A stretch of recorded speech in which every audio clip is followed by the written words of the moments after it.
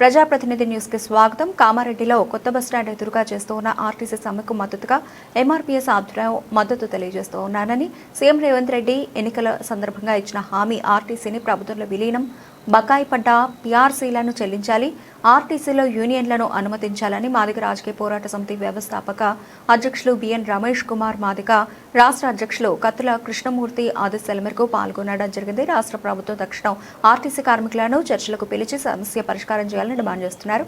లేనిచో ఉద్యమం ఉధృతం చేస్తామని రాష్ట్ర ప్రభుత్వాన్ని హెచ్చరిస్తున్నామని చిట్యాల సాయిన మాదిగ, ఎంఆర్పీఎస్ జిల్లా అధ్యక్షులు ఆర్ భాగయ్య, ఎంఆర్పీఎస్ రాష్ట్ర ఉపాధ్యక్షులు తదితరులు తెలిపారు.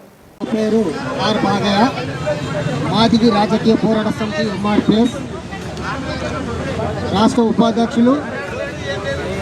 అట్లనే మా ఎంఆర్పీఎస్ మన జిల్లా అధ్యక్షులు చిట్యాల సాయిన ఇట్లా గతంలో కూడా ఆర్టీసీ సమ్మె చేసినప్పుడు కూడా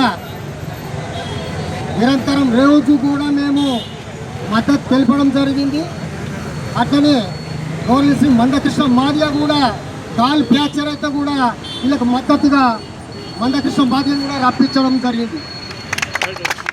ఇప్పుడు కూడా ఆర్టీసీ కార్మికులకు జరుగుతున్న గత ప్రభుత్వంలో గవర్నమెంట్లో విలీనం చేయాలి, యూనియన్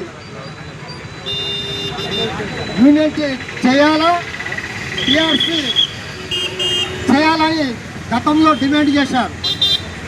అప్పుడు ప్రభుత్వం హామీ ఇచ్చింది.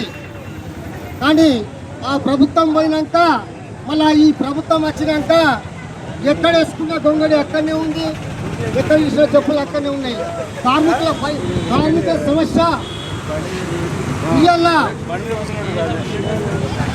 ఇంతవరకు కూడా న్యాయం చేయకపోవడము ఇది సిగ్గుచేటు.